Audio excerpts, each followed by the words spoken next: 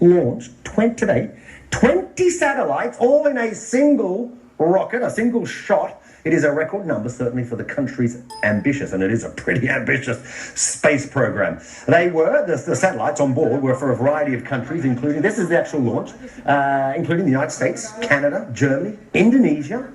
India has been positioning itself as a key player in this very lucrative commercial space market. It's been positioning itself as an effective but low-cost operator. Yeah, you think of a low-cost airline? India has sent 20 satellites on a single rocket into space in its biggest launch ever. 17 of them were foreign, including from the U.S., Canada, Germany, and Indonesia. Most will be used to observe and measure the Earth's atmosphere. In 2008, India launched 10 satellites on one rocket, setting a world record. But that has since been broken by its agency. NASA stopped its shuttle program 5 years ago. Engineers in India have been among those at the forefront of designing a reusable spacecraft. India is offering low-cost options to put satellites and other equipment into orbit. Its first miniature prototype shuttle was launched last month.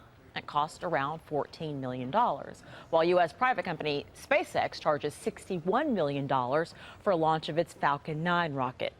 India became the first Asian nation to successfully place a satellite into orbit around Mars. That was 2 years ago.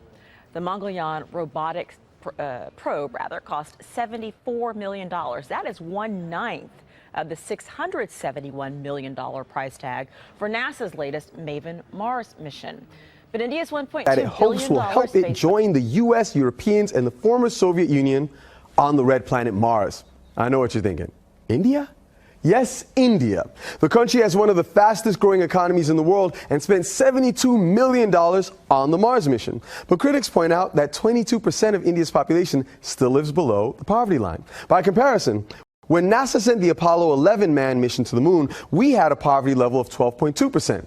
Then again, we spent $1.7 billion in today's dollars on that mission alone.